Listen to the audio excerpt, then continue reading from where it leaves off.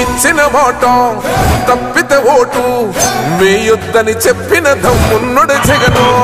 చెప్పిన మాట చెప్పినట్టుగా చేసిన మా రాజన్న కొడుకుర జగను. ఏ కష్టం రావద్దని పేద గుండెకు ప్రతి పథకం పంపిండుర గడప గడపకు. పులి గడపలో పులి పుట్టినట్టే పుట్టిండురా. జెండలు జత కట్టడమే మీ ఎజెండా, జనగుండల గుడి కట్టడమే జగను ఎజెండా. బలిరా బలి బలిరా బలిరా, పులి వెందులలో పుట్టిందా పులిరా. కుర్చీల కూర్చోవడమే మీ ఎజెండా, కుర్చీ జనమే ఇవ్వాలన్నది జగను ఎజెండా. బలిరా బలి బలిరా బలిరా, పేద బతుకుల మార్చినది ఆ పులిరా. భయమెరుగని ఆ పేరుకు హడలు, అసలంచబోడు ఎవడికి మెడలు. ఆయనెదురుగా కొడుతున్నారు తొడలు, వేసుకుంటారు రా తప్పక చెడలు. పేదోడి కంచౌల 4 మెతుకుల కోసం ప్రజా సంకల్ప యాత్ర చేసి గెలిసిన యుద్ధం. సీమ పౌరుషం పక్కన పెట్టిండుల పేదల కోసం. జెండలు జత కట్టడమే మీ ఎజెండా, జనగుండల గుడి కట్టడమే జగను ఎజెండా. బలిరా బలి బలిరా బలిరా, పులి వెందులలో పుట్టిందా పులిరా. ఈ గ్రామ వైఎస్ఆర్ పార్టీ నాయకులు రాజారెడ్డి గారు, గోపుల్రెడ్డి గారు, గంగశేఖర్ రెడ్డి గారు, సూర్యనారాయణ రెడ్డి గారు, బాబు గారు, అదేవిధంగా శ్రీనివాసరెడ్డి గారు, అదేవిధంగా లక్ష్మీ శివరామ్ నాయక్ గారు, సాయి గారు, శ్రీమణ నాయక్ గారు, వీరు నాయకు, వెంకటేష్ నాయకు, వీకు నాయకు, ఇంకా ఈ గ్రామ వైఎస్ఆర్ పార్టీ నాయకులకు, కార్యకర్తలకు, అభిమానులకు, అమ్మలకు, అక్కలకు, చెల్లెళ్లకు అందరికీ కూడా పేరు పేరున హృదయపూర్వక నమస్కారం తెలియజేస్తూ, మీ యొక్క సచివాలయ పరిధిలో ఈ యొక్క ఉమ్మాయిపల్లి తాండా, అదేవిధంగా ఈ యొక్క తోళ్లమడుగు, అబ్దుల్లాపురం, కోర్నపల్లి ఈ యొక్క సచివాలయ పరిధిలో మన ప్రియతమ ముఖ్యమంత్రి వైఎస్ జగన్మోహన్ రెడ్డి గారి సంపూర్ణమైన సహకారంతో ఈ 5 సంవత్సరాల్లో మీకు మీ యొక్క బ్యాంకింగ్ ఖాతాల్లో 24,68,00,000 24,68,00,000 వేయడం జరిగింది. ఈ యొక్క సచివాలయ పరిధిలో 24,68,00,000 అంటే చిన్న మాట కాదు.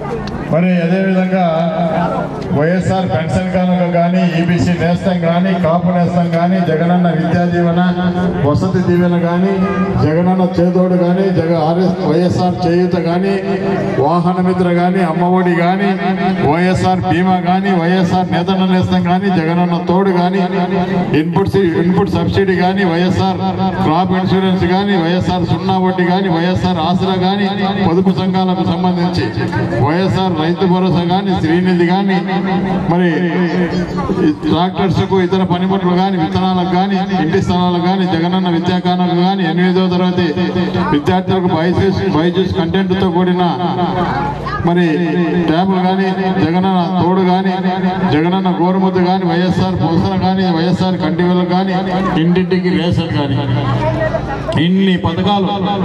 అంటే ఈ పథకాలు చెప్పాలంటే మాకే గుర్తుండదు. మరి అన్ని పథకాలకు సంబంధించి దాదాపు 24,68,00,000 మరి ఈ యొక్క గ్రామాలకు ఖర్చు పెట్టడం జరిగింది. మరి ఇన్ని సంవత్సరాలు మీరు చూసినారు, ఇన్ని సంవత్సరాలు ఎన్నో ప్రభుత్వాలు వచ్చినాయి.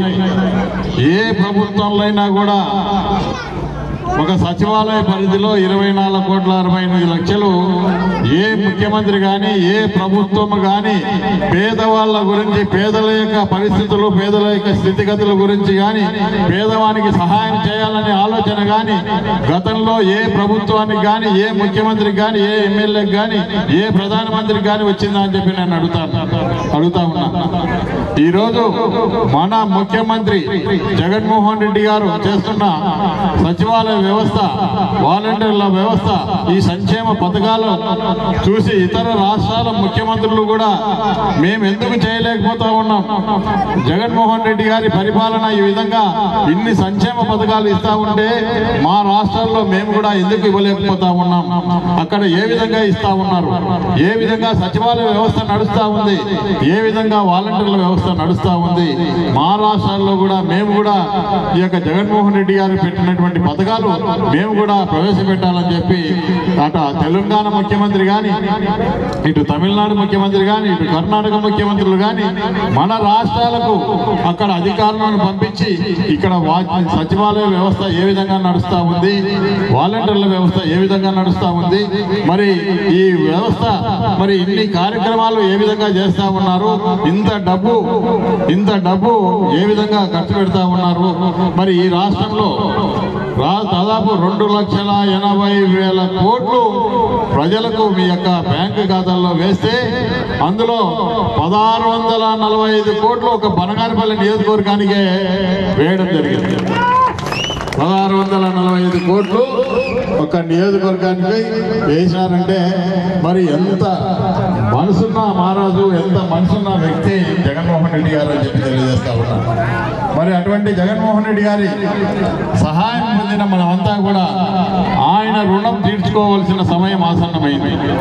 5 సంవత్సరాలు 2019 నుంచి 2024 వరకు కరోనా 2 సంవత్సరాలు ఎక్కడ కూడా పథకాలు ఆపలేదు, ఎక్కడ కూడా గోరుముద్ద కానీ, అమ్మఒడి కానీ, చేయూత కానీ, చేదోడు కానీ, పెన్షన్లు కానీ ఏది కూడా ఆపకుండా ప్రతి పథకము కూడా ఎన్ని ఇబ్బందులు ఉన్నా, రూపాయి ఆదాయం లేకపోయినా, ఇంట్లో నుంచి మనిషి బయటికి పెట్టే పరిస్థితులు లేకపోయినా కూడా ఎక్కడ పథకాలు ఆపకుండా మీకందరికీ కూడా మీ యొక్క ఆరోగ్యాన్ని కూడా కన్న కొడుకు ఏదైనా కూడా చూసుకోవడం ఈ కాలంలో చూస్తా ఉన్నాం.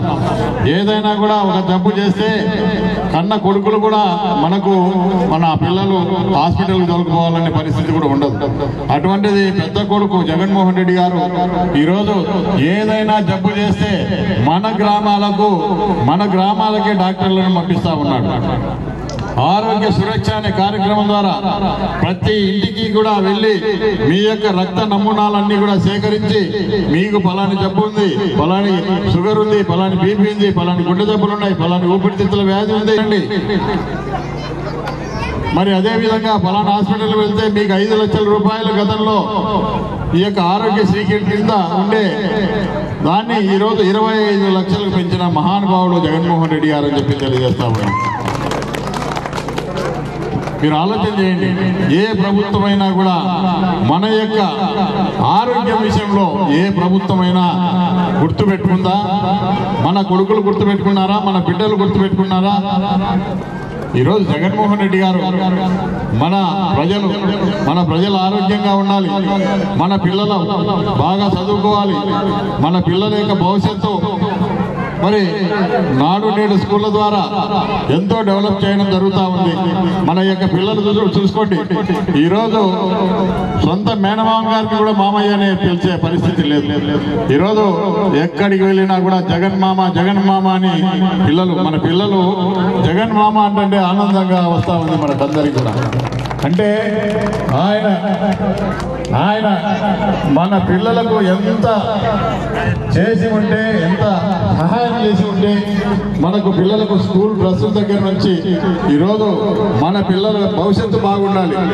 ఎందుకంటే మనం ఏదో కూలి పనులు చేసుకోవడం లేకుంటే ఇతరత పొలం పనులు చేసుకునే బతికే పరిస్థితి, మన పిల్లలన్నా బాగుండాలి అనే ఉద్దేశంతో జగన్మోహన్ రెడ్డి గారు కోట్లాది రూపాయలు ఖర్చు పెట్టి ఈరోజు ఈ యొక్క స్కూళ్ళన్నీ కూడా బాగు చేయించి కార్పొరేట్ స్కూళ్ళు ఏ విధంగా ఉంటాయో ఆ స్కూళ్లకు తీటుగా ఈరోజు నూతన విద్యా విధానాన్ని ప్రవేశపెట్టి ఈరోజు మనకు పిల్లల యొక్క భవిష్యత్తు గురించి ఆలోచన చేసే ఏకైక నాయకుడు జగన్మోహన్ రెడ్డి గారు అని చెప్పి తెలియజేస్తా ఉన్నాం.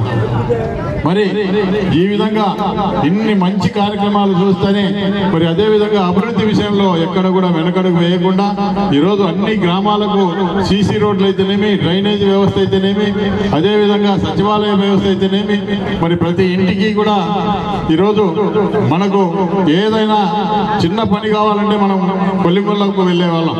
ఈరోజు మన వాలంటీర్లు మన ఇళ్ల వద్దకు వచ్చి ఈ యొక్క ఫలాని సంక్షేమ కార్యక్రమాలు మీకు వస్తా ఉన్నాయి, ఈ పెన్షన్ పెట్టుకోండి, ఈ అమ్మఒడి పెట్టుకోండి, ఈ చేయుత పెట్టుకోండి, ఈ చేదోడు పెట్టుకోండి, ఈ ఆశలు పెట్టుకోండి, ఈ విధంగా ఏ పథకాలు అయితే వస్తా ఉన్నాయో ఆ పథకాలన్నీ కూడా మన ఇళ్ళ వద్దకు వచ్చి వాళ్ళకి అడిగి మరి ఆన్లైన్లో కూడా అప్లై చేసే పరిస్థితి వస్తూ ఉంది. మరి ఇటువంటి పరిస్థితుల్లో ఇదే చంద్రబాబు నాయుడు నిన్నటి వరకు మాట్లాడుతూ ఉన్నాడు. ఈరోజు పేదవాళ్ళకు ఇంత డబ్బు ఇస్తా ఉంటే ఓర్వలేకపోతా ఉన్నాడు. మరి అదేవిధంగా ఈ యొక్క రాష్ట్రాన్ని శ్రీలంక మాదిరిగా మారుస్తున్నారా అని చెప్పి కూడా అడిగే పరిస్థితి వస్తూ ఉంది. మరి ఇంత కష్టపడుతున్న ముఖ్యమంత్రి గారికి మనం ఓటు ద్వారా ఆయన రుణం తీర్చుకోవాలని చెప్పి నేను కోరుతా ఉన్నా. 5 సంవత్సరాలు మనకు సేవ చేసినాడు. ఈరోజు జగన్మోహన్ రెడ్డి గారు ఓటే చెప్తా ఉన్నారు, నేను మీ కుటుంబాలకు మంచి చేసి ఉంటేనే నాకు ఓటేయండి, మీ కుటుంబానికి మంచి చేస్తేనే నాకు ఓటేయండి, మీకు మంచి చేయకపోతే, మీకు ఈ యొక్క పథకాలు రాకపోతే నాకు ఓటు వేయాల్సిన అవసరం లేదు అని చెప్పి జగన్మోహన్ రెడ్డి గారు చెప్తా ఉన్నారంటే ఎంత దమ్మున్న నాయకుడో ఒకసారి ఆలోచన చేయండి. ఇదే చంద్రబాబు నాయుడు గారు చెప్పమనండి. ఇదే చంద్రబాబు నాయుడు గారు 2014 నుంచి 2019 వరకు ముఖ్యమంత్రిగా ఉన్నాడు. మరి గతంలో నేను ముఖ్యమంత్రిగా ఉన్నప్పుడు మీకు మంచి చేసి ఉంటే నాకు ఓటే అని చెప్పి అడిగే దొమ్ము చంద్రబాబు నాయుడు గారికి ఉందా అని చెప్పి నేను అడుగుతా ఉన్నా. ఈరోజు దొమ్మున్న నాయకుడు కాబట్టి ఈరోజు ఈ పథకాలు ఈ యొక్క అభివృద్ధి అంతా కూడా చేసినారు కాబట్టి ఈరోజు జగన్మోహన్ రెడ్డి గారు ఈ యొక్క నేను మంచి చేస్తేనే నాకు ఓటు వేయమని చెప్పింది. ఈ విధంగా చెప్పుకుంటూ పోతే ఈరోజు మన సచివాలయ వ్యవస్థ ద్వారా అన్ని పథకాలు కూడా మనకు వస్తా ఉన్నాయి. ఈ యొక్క మీకు ఓటు వేయకపోతే మేము ఎవరికి వేస్తాం, తప్పకుండా ఫ్యాన్ గుర్తుకే ఓటేస్తామని చెప్పి ఎక్కడికి వెళ్ళినా కేరింతలు కొడుతూ తండోపుతండాలుగా ప్రజలు వచ్చి మీకు తప్పకుండా గెలిపిస్తాం, మళ్ళీ ముఖ్యమంత్రిగా జగన్మోహన్ రెడ్డి గారిని 2వసారి ముఖ్యమంత్రిగా చేసుకుందామని చెప్పి ప్రజలంతా కూడా తండోపుతండాలుగా వచ్చి జైలు వెళ్తా ఉన్నారు. అదేవిధంగా ఈరోజు జగన్మోహన్ రెడ్డి గారు ఈ యొక్క విజయవాడ ప్రాంతంలో ఆయన వచ్చిన జనాదరణ చూసి ఓర్వలేక తెలుగుదేశం పార్టీ నాయకులు ఆయన్ని వాళ్ళతో దాడి చేసే పరిస్థితి వస్తూ ఉంది. మరి అటువంటి పరిస్థితుల్లో మనం జగన్మోహన్ రెడ్డి గారికి అండగా ఉండాలి. మన కుటుంబాలకు అండగా ఉండేవాడు, మన బతుకులు ఈరోజు మార్చిన నాయకుడు జగన్మోహన్ రెడ్డి గారు.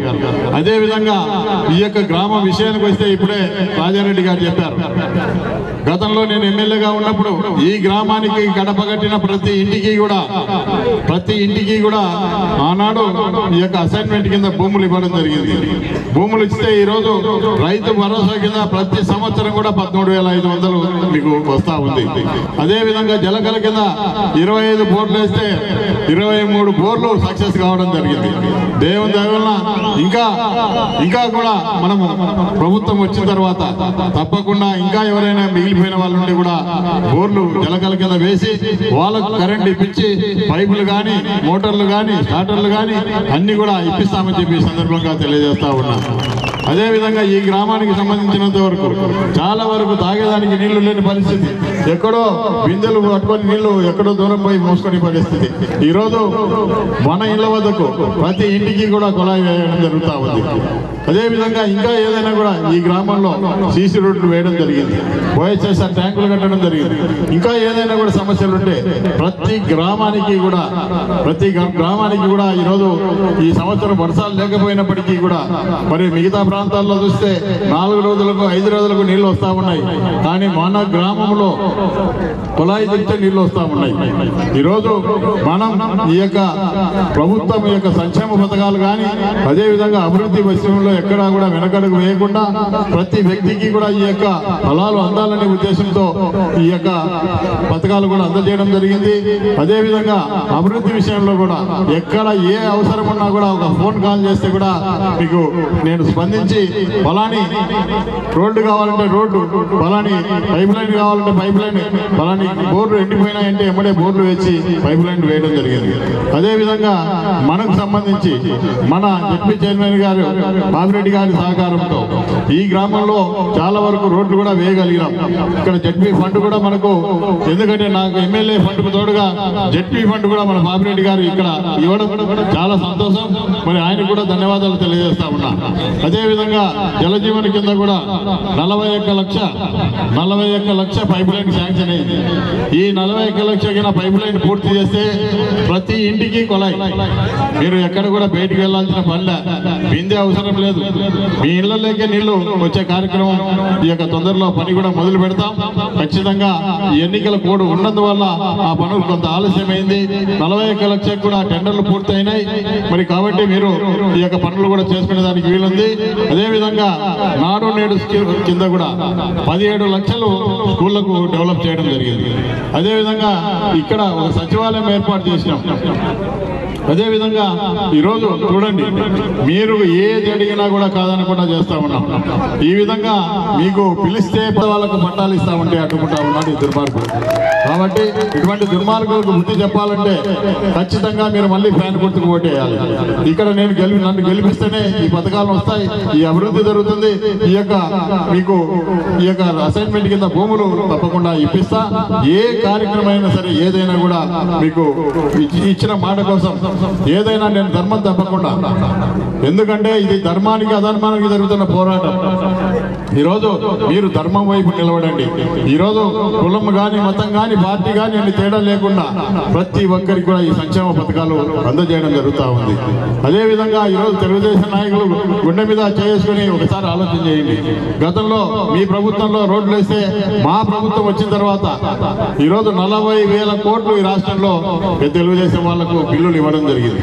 మరి ఈరోజు బుద్ధి లేకుండా ఈ తెలుగుదేశం పార్టీ నాయకులు మాట్లాడుతూ ఉన్నారు, ఏం చేసినాడు అని చెప్పి. మీరు గతంలో మీ ప్రభుత్వంలో మీరు వేసిన రోడ్లు కూడా మీరు బిల్లులు ఇవ్వలేక చేతగాక పారిపోయిన నాయకులు ఈరోజు మా గురించి మాట్లాడుతూ ఉన్నారు. కాబట్టి అదేవిధంగా ఈరోజు మీరు చూడండి, ఎందుకంటే ఒక ధర్మానికి ఓటేస్తే మీరు ఎప్పటికైనా కూడా మిమ్మల్ని ధర్మం కాపాడుతుంది. ఈరోజు జగన్మోహన్ రెడ్డి గారి దయ వల్ల మనము మన పిల్లలు అందరూ కూడా బాగున్నాం. మనం ఆరోగ్య విషయంలో మన కన్న కొడుకులాగా మన జగన్మోహన్ రెడ్డి గారు చూసుకుంటా ఉన్నారు. ఇన్ని పథకాలు ఇస్తా ఉన్నాం. ఇన్ని పథకాలు ఇచ్చినప్పుడు వేరే వాళ్ళకు ఓటేసి వేరే వాళ్ళకు ముఖ్యమంత్రిగా చేయాల్సిన అవసరం లేదు.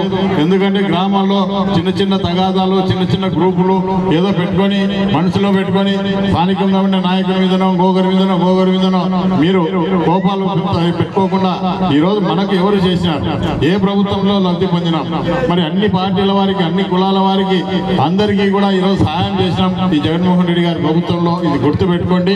మరి పొరపాటు చేసుకుంటే మన చెట్టును మనమే నరుకున్న వాళ్ళం అవుతాం. ఈరోజు మనకు నీడనిస్తా ఉంది ఒక చెట్టు, దాన్ని నరుకుంటే మనం ఎండలో నిలవాల్సి ఉంటుంది, వానలో నిలవాల్సి ఉంటుంది. కాబట్టి ఈరోజు మనకు మహావృక్షం లాంటి జగన్మోహన్ రెడ్డి గారి అండగా ఉన్నారు. మనకు అభివృద్ధి విషయంలో ఏది అడిగినా కూడా కాదనకుండా మనకు అడిగిన ప్రతి పని కూడా చేస్తా ఉన్నాడు. మన ప్రాంతం ముఖ్యంగా మనకు దగ్గరలో పులివెందుల ఈ యొక్క రాయలసీమ వాసి మన ప్రాంతాల గురించి మనకు రైతుల గురించి మంచి అవగాహన ఉన్న నాయకుడు. కాబట్టి మన ముఖ్యమంత్రిగా మళ్ళీ జగన్మోహన్ రెడ్డి గారు చేసుకుంటేనే ఈ పథకాలు, ఈ అభివృద్ధి, ఈ పొదుపు మహిళలకు ఈ యొక్క బంగారు తీసుకొని వస్తానని చెప్పి కూడా చంద్రబాబు నాయుడు గారు మోసం చేయడం జరిగింది. మరి ఈనాడు జగన్మోహన్ రెడ్డి గారు 4 విడతల్లో పొదుపు మహిళలకు సంబంధించి 26,000 కోట్లు